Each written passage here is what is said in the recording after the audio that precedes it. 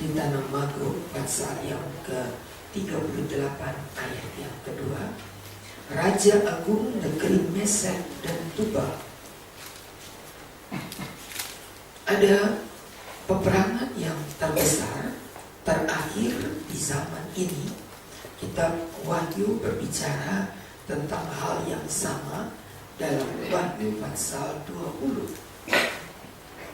Wahyu pasal 20 berbicara tentang bagaimana iblis itu dihukum. Wahyu pasal 20 ayat 7.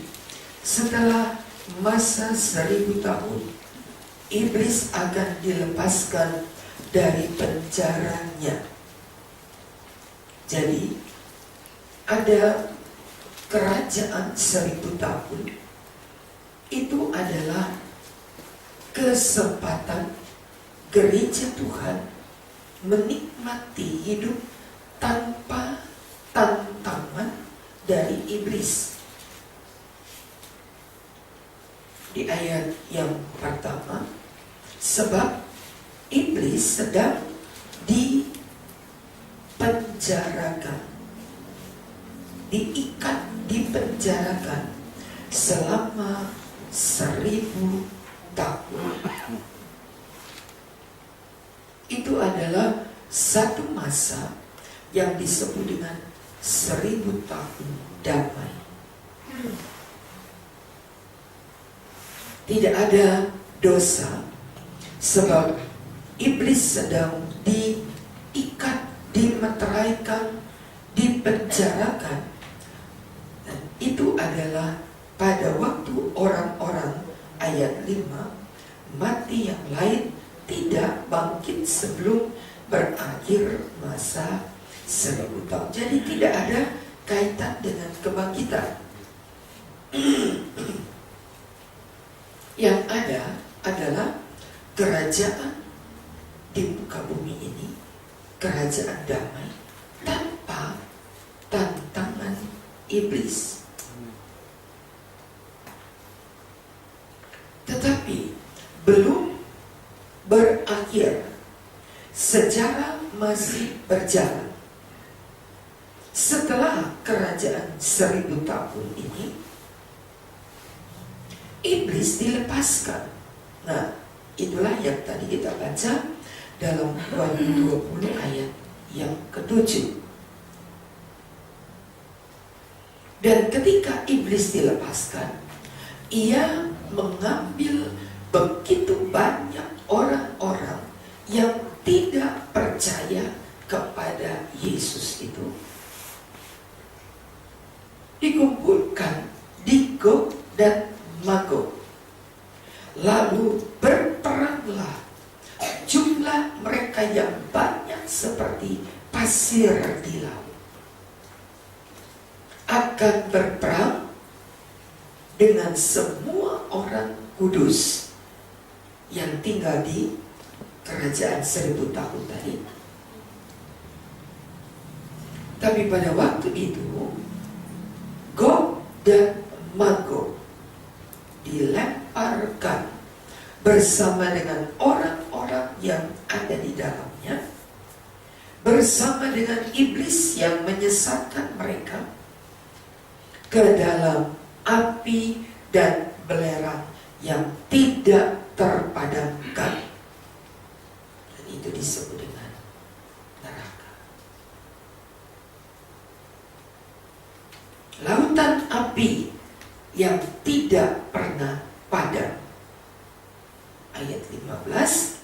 Dan setiap orang yang tidak ditemukan namanya tertulis dalam kitab kehidupan bersama mereka dilemparkan ke dalam lautan api. Jadi melihat apa yang diuraikan ini, kita kembali ke kitab Yesaya 38. Kalau dibicarakan tentang Raja Agung negeri Mesek dan Tubal yang disebut dengan nama Gog di tanah Magog,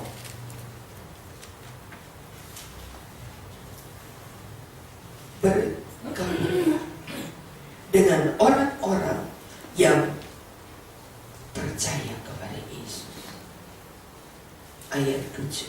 Bersedialah dan bergabunglah dengan orang-orang yang percaya kepada Tuhan.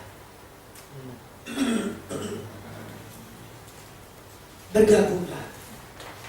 Kalau tidak, kita akan digabungkan tadi dengan orang-orang yang berada dalam kelompok iblis.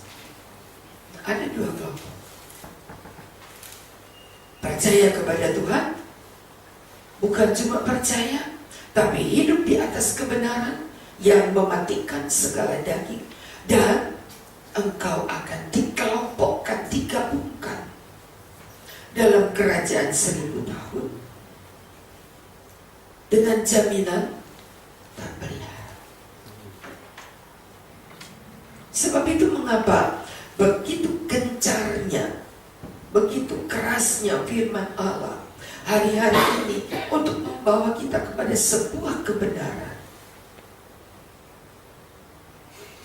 Tidak ada pilihan lain kecuali kita hidup berkenan kepada Tuhan. Tidak ada pilihan lain. Mau hidup di atas daging kita, silakan. Tapi ada ayat yang berkata, yang jahat akan semakin jahat, yang keras semakin keras, yang tidak mau dengar firman Allah akan menjadi semakin keras. Diperuntukkan bagi perang akhir zaman yang disebut dengan perang besar di tanah Magog. Dan pada waktu itu tidak ada orang pelin-pelan, tidak ada. Nama yang tidak terdapat dalam kitab kehidupan bergabung dengan mereka. Sementara orang-orang yang namanya ada di dalam kitab kehidupan, yaitu orang-orang yang menjadi pelaku-pelaku firman, akan digabungkan bersama dengan orang-orang yang mengasihi Tuhan, yang diperuntukkan Allah bagi setiap orang,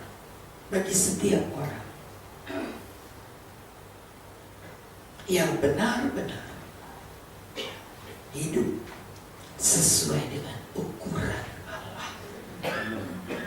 Tadi saudara sudah baca ukuran Allah di Yesaya 40. Sebuah tongkat pengukur, panjangnya 6 hasta. Tapi kelebihannya, hasta yang dipakai mengukur adalah hasta yang setapak tangan lebih panjang dari hasta biasa. Jadi ukurannya tidak sama dengan ukuran yang dipakai untuk mengukur di luar bait Allah. Ingat, kita disebut bait Allah. Apakah kamu tiada ketahui bahwa tubuhmu adalah rumah Allah? Jikalau ada roh Allah tinggal di dalam engkau.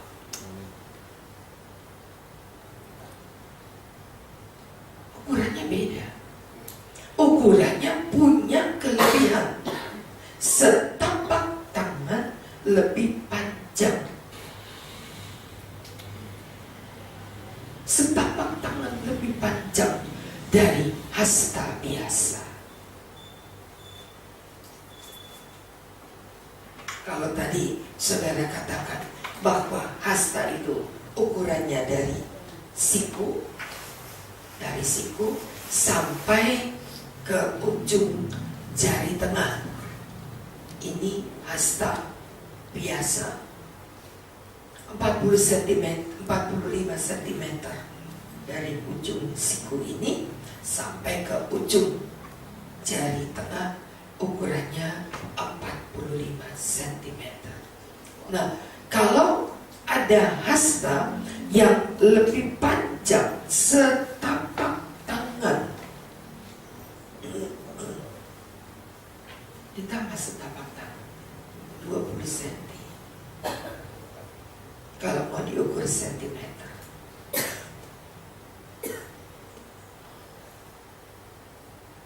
artinya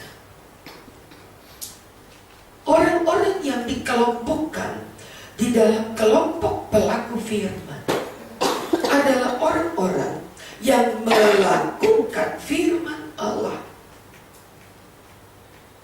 lebih daripada orang-orang yang di luar sana.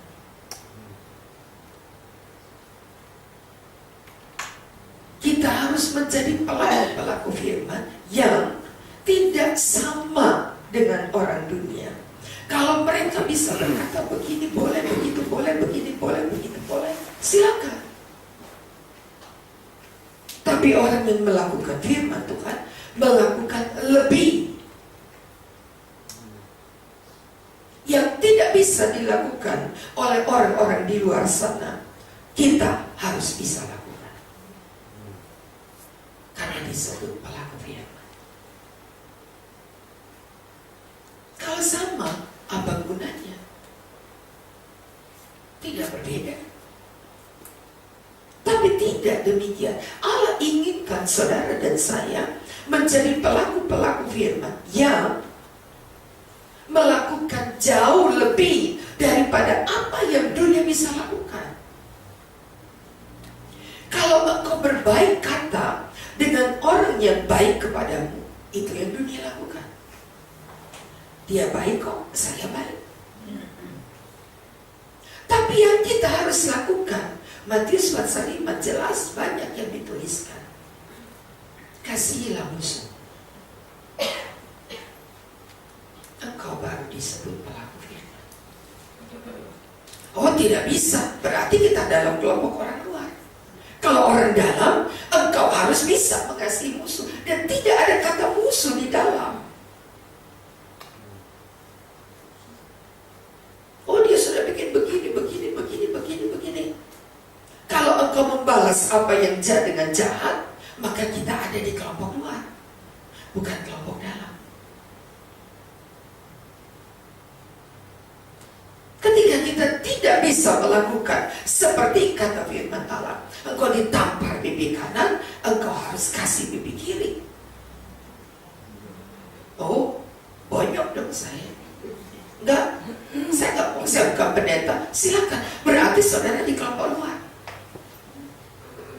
Karena orang yang di dalam bisa melakukan seperti firman Allah. Karena ada hasta, ukuran yang lebih panjang dari hasta di luar. Tidak bisa mengampuni, berarti saudara di luar. Ini gak main-main, saudara. Ini bukan siapa mau, tidak. Menentukan kalau kita berada di kelompok luar, tidak ada larangan, tidak ada batasan, tidak ada aturan, apa saja boleh. Tapi kalau engkau orang dalam, lakukan seperti firman Allah. Yang tidak bisa di luar, engkau bisa lakukan, karena kita punya ukuran lebih.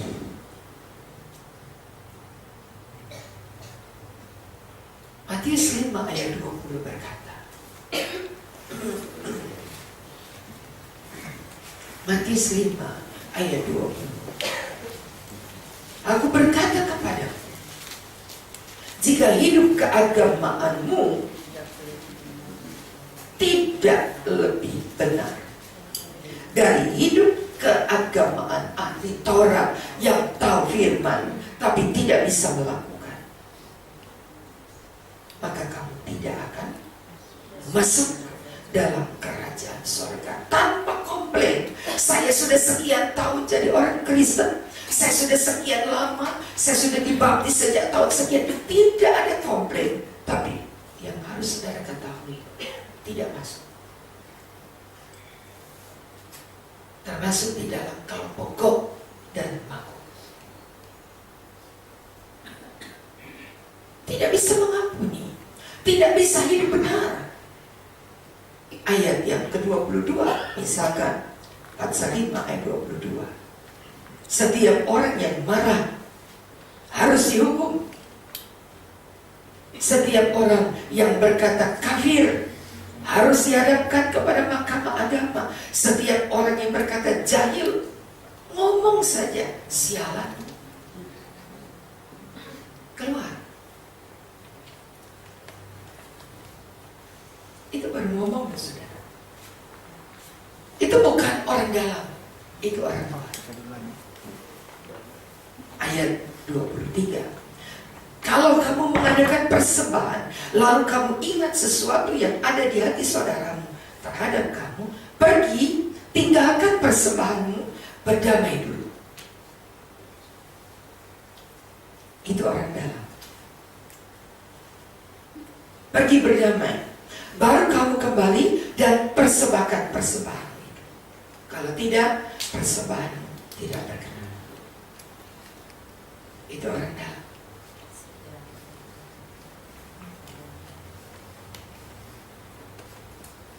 Turun ke ayat 27 tentang perzinahan.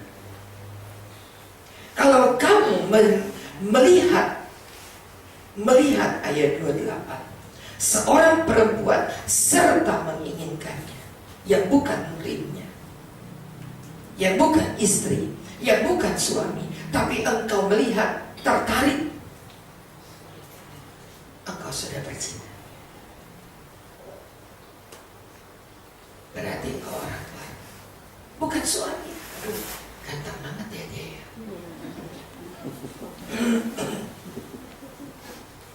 Hebat, cantiknya luar biasa. Coba istriku kayak begitu, sudah berzina. Sudah berzina. Orang luar itu.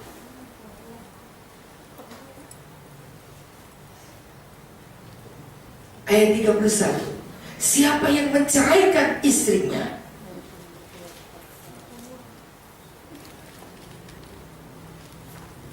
ia sudah berbuat zina.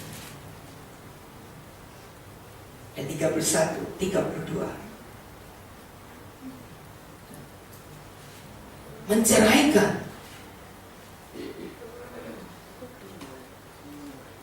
Kalau dia kawin dengan, kalau ada orang yang menikah dengan istri yang diceraikan atau dengan suami yang bercerai, sama berzina.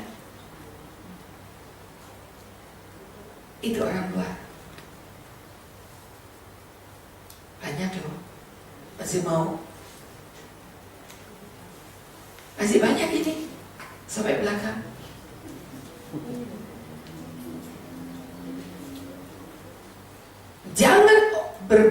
Jangan melawan orang yang berbuat jahat. Ayat 39. Siapapun yang menampar pipi kananmu, berikan juga pipi kiri.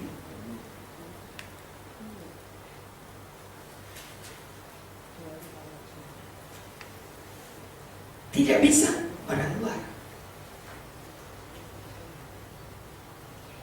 Ayat yang ke-43.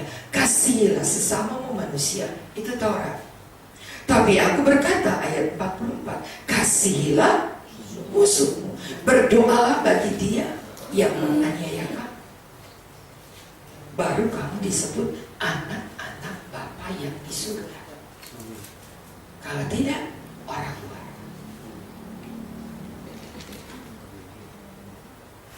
Waduh, sempurna banget ya. Oh benar, ayat 48, karena Bapakmu yang di surga adalah sempurna. Itu alasannya. Kalau tidak, orang luar. Dan orang luar lempar ke lautan api yang tidak terpadamkan. Nah inilah yang disebut dengan perang yang terakhir. Kita nggak bisa mengelak. Semua kita berjalan bersama ke arah yang sama. Kalau dikatakan oleh firman Allah, seolah-olah begitu banyaknya pagar-pagar yang memagari kita. Terkenal, Bulak Serai itu penuh dengan peraturan. Gak boleh beginilah, gak boleh begini. Jangan panjang aja, tahu gak boleh. Begitu banyaknya peraturan-peraturan yang di luar sana boleh, tapi di sini kok ada? Gak ada tersurat, tapi tersirat. Karena yang ada di dalam firman Allah. Pacaran boleh, tapi pacaran tidak lewat batas. Kalau sudah pacaran lewat batas, itu namanya sudah pernikahan. Tidak usah diberkati, tidak usah masuk di gereja. Kalau itu sudah dilanggar, namanya sudah bersatu.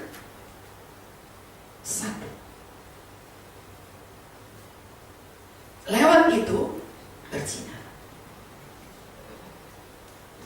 Oh, tidak ada itu aturan di luar. Itu sebabnya aturan-aturan sesuai dengan firman Allah terlalu banyak rambu-rambu yang memagari kita.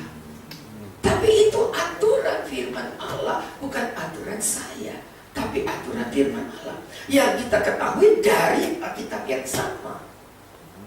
Kalau di sana-sana, di gereja sana tidak ada aturan itu, karena mereka belum baca.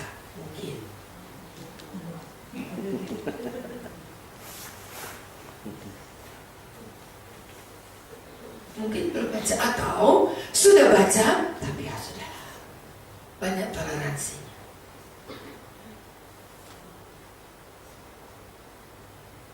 Khawatir saya kalau kita langgar peraturan-peraturan ini, pada akhirnya nama kita tidak ada dalam kitab kehidupan. Saya ikut bertanggung jawab karena saya tidak sampaikan firman. Tapi setelah saya sampaikan firman ini dan tetap dilanggar, oh, darahnya tidak tertanggung atas firman. Saya nggak punya. Saya akan berkata sudah saya sampaikan. Tapi untuk melanggar hak saudara, bukan? Kalau saya mau apa, silakan. Tapi darahmu tidak tertanggung atasku. Karena sudah saya sampaikan. Kalau mau melanggar, itu hak saudara. Tapi yang pasti, saudara sudah dengar. Karena akan ada perpisahan seperti ini, yaitu mereka yang namanya tidak terdaftar di dalam kitab kehidupan. Dan semua orang yang namanya tidak ada, kita baca tadi, bersama-sama dengan orang yang dilempar ke dalam lautan api yang kekal. Dan kalau itu pilihan saudara, hak saudara dong. Itu kan masing-masing punya hak asasi. Kalau masih tetap lakukan, monggo kerso, silakan. Saya tidak bertanggung jawab lagi. Yang penting saya sudah sampaikan. Mau begitu? Ya silakan. Ketika sebuah keluarga melanjutkan pernikahan, kata melanjutkan artinya sudah pernah menikah, lalu melanjutkan pernikahan untuk pernikahan yang kedua dengan catatan yang salah. Artinya sudah diketahui ada istri yang belum meninggal atau ada suami yang belum meninggal dan mereka mengadakan pernikahan. Saya sudah beritahu kan, ini begini.